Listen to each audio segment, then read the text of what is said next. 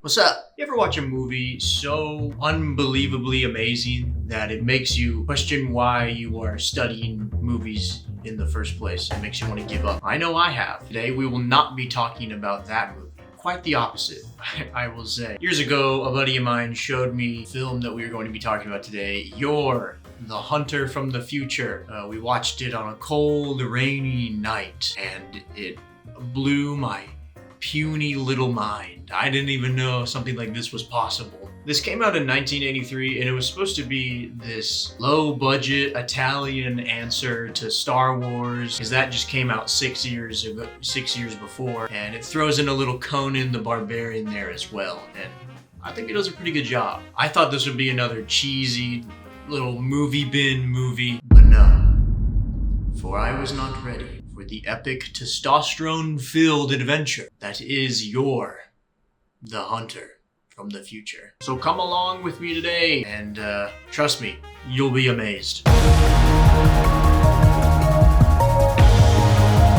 You know, opening a film is one of the most important parts. You gotta hook your audience immediately so that they stay interested for the rest of the 90 minutes. And boy, does this movie just watch.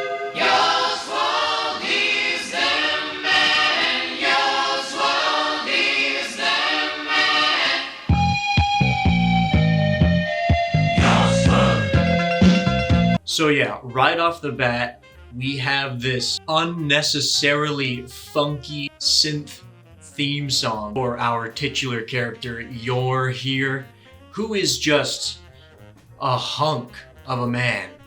Oh my goodness. You may recognize it. This is Red Brown. You may recognize him because he actually played Captain America in the Marvel movie. No, not the most recent ones. Yes, that one. That one. That's America's ass, right? So after this freaking sick opening sequence of You're being awesome, we're then put into this local tribe who hold their kids up into the air for some reason, and we start to follow this girl named Kala. She's hunting with this old grandpa dude. When they hear a noise, you know, surely it's just like a bunny or a deer or so. Oh my god, it's a fucking dinosaur. Correction, baby dinosaur. And now the mom's pissed. Way to go. Yor sees the commotion and he's got to get in there. He's itching to kill this thing. Look at that, he's smiling. He's smiling while he's killing this triceratops that's just trying to protect its kid. The fucking practical effect dinosaur is just outstanding. Oh my goodness. I really want to take a second to appreciate the sound of Yor hitting the dinosaur here. Just take a listen. Oh my god. The microphone is boosted for no reason. So yeah, he caps the dinosaur and he's just loving it. Almost a little too much. Drink it. What? Why? No, don't drink that. This guy is clearly insane and you haven't even met him. It's at this point where we're finally revealed if Yor is a part of this tribe or not, and surprise, he's not, because he's the only person here who has a blonde wig. They focus on his medallion, his chain that he's wearing. It's a strange piece of metal. Just an awesome crash zoom. Yeah, so we focus on his chain, his ice that he's got going on, and some wizard in the village is I have seen a similar medallion. Says he's seen some lady in a different Minecraft biome with the same symbol. And then we just cut away after that. Later we see Yor hanging out with the village people and Kala tries to seduce him, I think.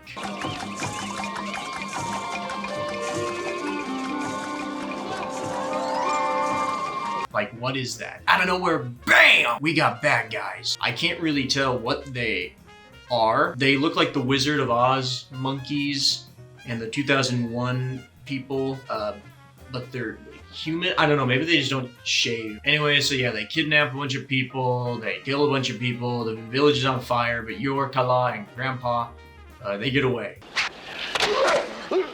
Wow.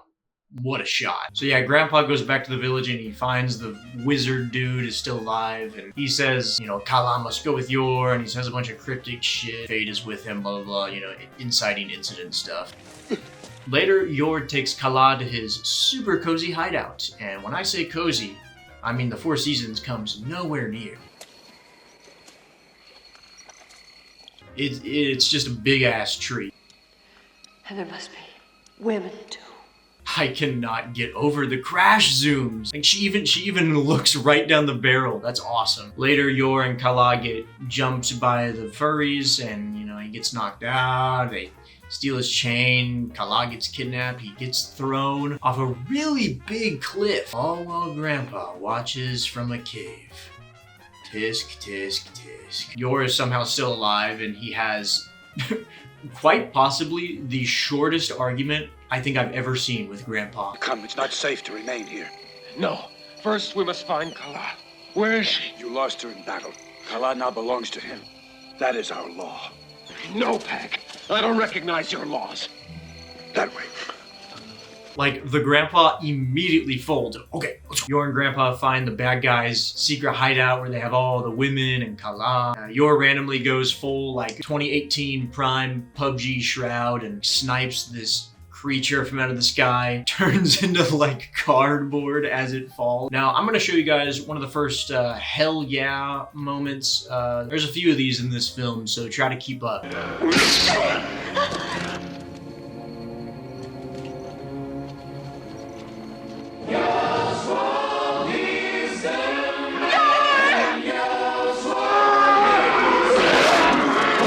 Yeah. Right? Flies in on the bat thing with his music blasting, saves Kala, and floods the cave. Hell yeah. So now our gang is hiding in the desert. Yor wants to go find this woman that the wizard was talking about, so he sets off on his own. But not before... Gross. So Yor looks around for what I can assume is 5 minutes. He gets attacked by these fire people, who then take him to, you guessed it, the lady with the same chain named Roa, and Yor is just a kid in a candy store. She basically explains that she came here with these people who are frozen in this ice, which provides a little water, so the fire people worship her, I guess. I don't know. That we represent a race. Together we will find an answer. We both know there are others like us. We've got to escape. There must be some place in this world where we can live in peace with our people. Really? What? You're saying that they should run away and live a life with similar people is so fucked up, considering you just kissed a woman who is madly in love with you and said you would be right back. Roa says no and has Yor to be sacrificed, but once again, shit hits the fan. The whole place collapses. Yor and Roa escape to find Kala, and Grandpa have followed them. Awkward. She will not leave your side. Neither will I. You're a good man, Peg. And neither will I. My life has taken on new meaning. Bro, everyone is obsessed with this dude. I honestly think all three of them have the hots for him, and, understandable. Yor, being the big doofus, horny dude he is, he kisses Roa, and Kala is all confused and sad. So she goes to Grandpa for advice, and he says, It's your jealousy that's burning. Among our people, a man can have many wives. So why can't you have two? You don't understand, Peg. That woman is of the same race as Yor and could take him away forever. If that has to be, you can't oppose their destiny. way to help, Gramps. What? Bummer, dude. Kala catches them hugging face and she tries to kill Roa, but they have some spectators. That's right. They're back. A huge fight breaks out. They win, except... yeah, Roa fucking dies. Well, I mean, I guess that solves Kala's problem. Roa says some cryptic shit about Yor having to go to the middle of the ocean, gives Kala her medallion, and so she pieces out. So we're at the ocean. While at the ocean, they have to kill another practical effect dinosaur, and it is terrifying. They save this family from it, and this family belongs to a local seaside village who tries to offer Yor like a young daughter as a reward. But Yor, having learned his lesson, he says no. I'm faithful now. The tribe leader talks about this fiery bird that came from the sky and how God was there and they beat him up and stuff. And ladies and gentlemen, we are now about to switch genres, so pay attention. So this piece of tech starts making noise out of nowhere, and then a fucking laser beam comes flying out of nowhere and blows up the village. We overhear the radio. I mean, that's a radio, by the way, or something. We overhear it saying, the next day, Yor sets off to the middle of the ocean, find this mystery village. People are saying that it has a big castle and stuff. So he's like, this is where I have to go for sure. We sail through the ocean, a big storm, and they crash onto this island where Yor's being watched through this crystal ball by these sci-fi dudes. And oh my God, could it get any more evil than this? A decision must be made. This guy has the copyright-free Darth Vader fic going on. I mean, this is awesome. So these robots find Yor and he gets immediately lasered. Not before uppercutting one of them though. It's another hell yeah moment. So this emperor looking dude, now he gets his robots to try and capture Kala and Grandpa, but they're pulled into a cave by this friendly fellow. There's no need to be afraid. I'm a friend.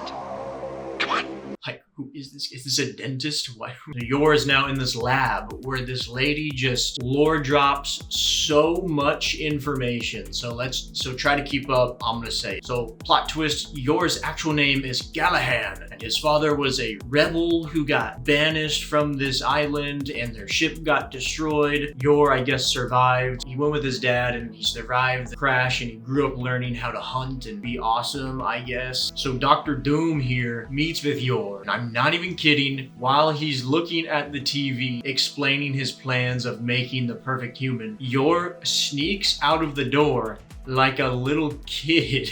Kala and Grandpa, they meet up with this group of people who they denounce this overlord's rule, and they're pretty hyped that Yor is back because his dad was the leader of the Rebel Alliance. It's pretty Star Warsy here, yeah. Kala though, learns that Yor's alive and she's freaked out by these people, so she leaves. She sneaks out to go find Yor. Yor and Kala are sneaking around the facility, but because they're stupid and primitive and dumb, they don't realize that the Overlord is controlling all of the doors and stuff. And hey, look at that. They find each other in a classic mirror room. Gotta love a mirror room. I love how you can clearly see the cutout for the camera lens here. Just chef's kiss. That is awesome. Yor and Kala chat with Victor Von Doom here about who he is. He yaps about there being an explosion, nuclear fallout, whole lot of mumbo jumbo. He claims he's protecting his people from plague and he wants his people to populate and become robots and androids, blah, blah, blah, blah. As I said, I am experimenting with a new... Bro, who the fuck are these guys? They look like whack-a-moles. It looks like they were wearing a top hat and then they cut out the top and it's so... I don't wanna look like that. I'd rather have cybernetic enhancements all over my face. I'm just gonna say it, I don't wanna look like that. Yeah, so Overlord here is saying he wants Yor and Kala to make genetically perfect kids so he can make them into androids. And do you think Yor and Kala agree? Oh, shit. Okay, I guess they do. Sounds good. Oh!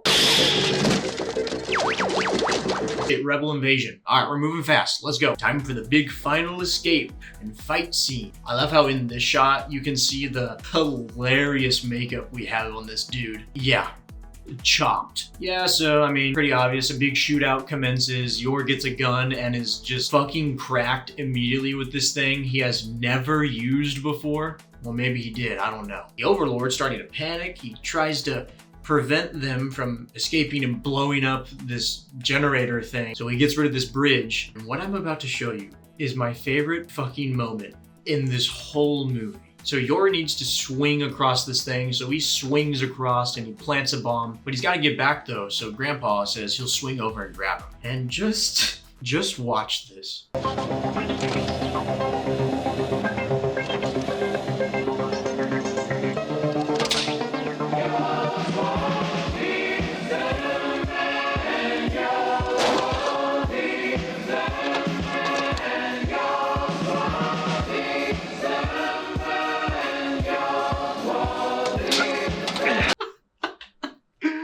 Whoa.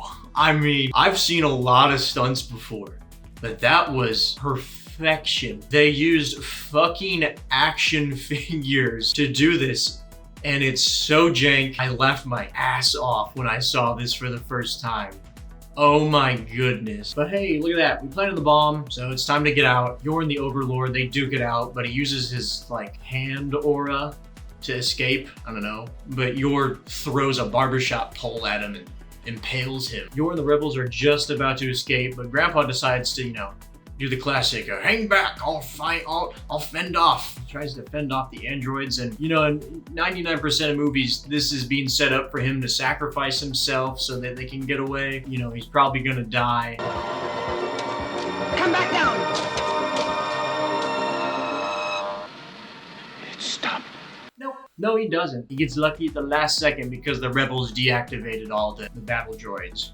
Roger. The bomb goes off, the rebels win, they board this toy ship and go home. So yeah, that's it. That's Yor and his crazy life. Doing some research on this, I didn't know that this was actually kind of a 4-part miniseries that was on Italian TV, but then they chopped it up, turned it into this kind of hour-and-a-half long movie, and I really need to watch the miniseries. I think that'd be a blast. Movies like this really show you that something does not have to be good. This obviously has a lot of problems with it, but you can tell that every person surely had an absolute blast making this. And honestly, a lot of the production design and the costuming, it looked really cool. You can't really deny that. You just gotta have fun doing it, and that's what I think it should be about. Now, if you will excuse me, I have to go run shirtless through a spaceship castle.